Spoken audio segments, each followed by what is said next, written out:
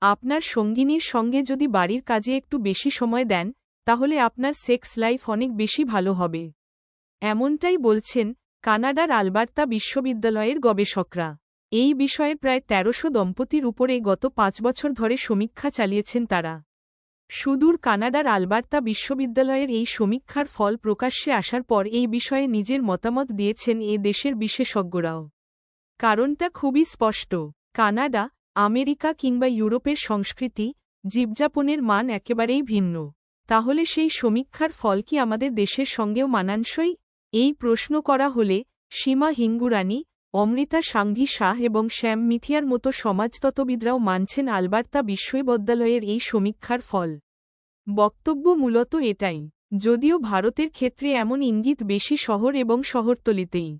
গ্রামের দিকে এমনটা মোটেই নয়। গ্রামের মহিলারা খুব একটা চান না যে তাদের স্বামী তাদের সঙ্গে ঘরের কাজে হাত লাগাক।